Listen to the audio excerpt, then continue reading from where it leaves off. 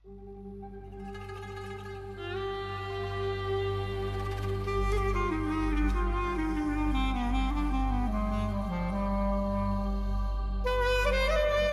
বন্ধুরা, সবাইকে স্বাগতম আরও একটি নতুন ভিডিওতে।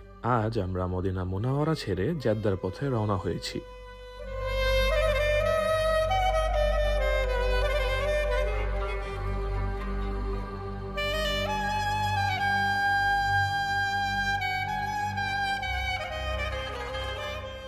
মদিনা, যেখানে প্রতিটি রাস্তা প্রতিটি বাতাসে মিশে আছে আমাদের প্রিয় নবীজি হযরত মুহাম্মদ সাল্লাল্লাহু আলাইহি ওয়াসাল্লামের স্মৃতি। এখানে কাটানো সময় যেন হৃদয়ের পাতায় লেখা হয়ে থাকে চিরকাল। মসজিদে নববীর শান্ত পরিবেশ, রওজার সামনে দোয়ার অশ্রু, এসব মুহূর্তকে ভাষায় প্রকাশ করা সত্যি কঠিন, কিন্তু সফরের নিয়ম হলো চলতেই থাকা। আল্লাহর রাস্তা কখনো থেমে থাকে না। তাই আজ আমরা জেদ্দার পথে রওনা হচ্ছি নতুন এক যাত্রার উদ্দেশ্যে।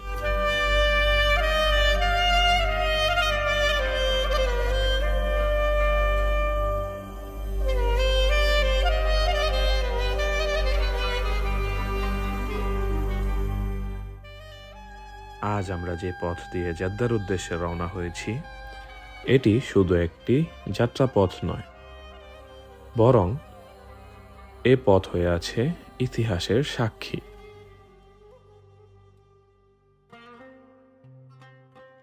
এই পথেই রয়েছে বদরের সেই ময়দান, যেখানে ইসলাম পেয়েছিল প্রথম বিজয়। আর সেই বদরের ইতিহাসে উল্লেখযোগ্য এক স্থান হলো আল গারিদ কূপ। হ্যাঁ, ঠিক সেই কূপ যেখানে যুদ্ধ শেষে পরাজিত কুরাইশদের মৃতদেহ নিক্ষেপ করা হয়েছিল। নবীজি হযরত মুহাম্মদ সাল্লাল্লাহু আলাইহি ওয়াসাল্লাম সেই কূপের ধারে দাঁড়িয়ে তাদের উদ্দেশ্যে বলেছিলেন, তোমরা কি এখনো সত্যকে অস্বীকার করতে পারছো?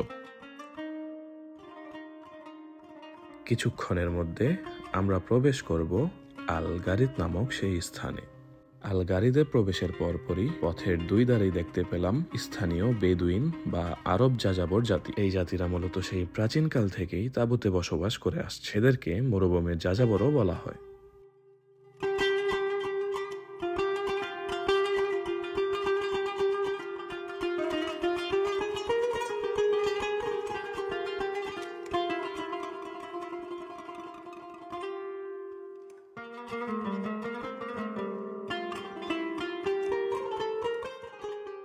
তারপরে কিছুক্ষণ যাত্রার পরে চলে আসলাম বদর নামক সেই স্থানে। হিজরতের দ্বিতীয় বছর রমজান মাসের 17 তারিখ এখানে মুখোমুখি হয়েছিল সত্য আর মিথ্যা। মাত্র 313 জন সাহাবী, হাতে সীমিত অস্ত্র, কিন্তু হৃদয়ে ছিল অটল ঈমান আর আল্লাহর প্রতি ভরসা। অন্যদিকে কুরাইশের 1000 সৈন্য আধুনিক অস্ত্রশস্ত্রে সজ্জিত ছিল, সংখ্যায় কম, শক্তিতে দুর্বল, তবুও বদরের সেই দিন আকাশ খুলে গিয়েছিল। আল্লাহর ফেরেশতারা নেমে এসেছিল মুমিনদের পাশে। নবীজি হযরত মুহাম্মদ সাল্লাল্লাহু আলাইহি ওয়াসাল্লামের দোয়ার সাথে মিশেছিল সাহাবাদের তাকওয়া। আর অবশেষে সত্য হলো বিজয়, বাতিল হলো পরাজিত। এই বদরের বিজয় শুধু এক যুদ্ধের জয় ছিল না, এ ছিল ইসলামের ভিত্তি দৃঢ় হওয়ার ঘোষণা। এখানে প্রমাণ হলো আল্লাহ তাআলার সাহায্য ছাড়া কোনো শক্তি বিজয় হতে পারে না। আজ যখন আমরা এই ময়দানের দিকে তাকাই, তখন অনুভব করি প্রতিটি বালুকণায় লুকিয়ে আছে সাহাবাদের ত্যাগ, আল্লাহর রহমত আর ঈমানের শক্তি।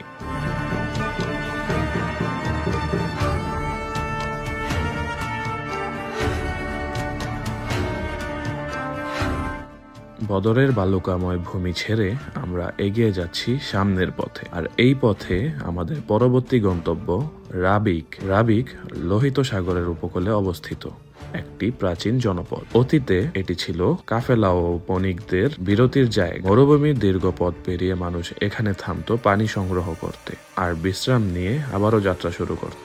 রাবিক এখনকার সময় একটি বিখ্যাত মিকাত। রাবিকের কাছেই রয়েছে ঐতিহাসিক জুহফা মিকাত। জুহফা ছিল মূল মিকাত, কিন্তু সময়ের সাথে সাথে বিলুপ্ত হয়ে গেছে। বর্তমানে মানুষ রাবিককেই জুহফার পরিবর্তে ব্যবহার করে। এই মিকাত মূলত সিরিয়া, মিশর, তুরস্ক, মরক্কো এবং পশ্চিম দিক থেকে আগত হাজিদের জন্য নির্ধারিত।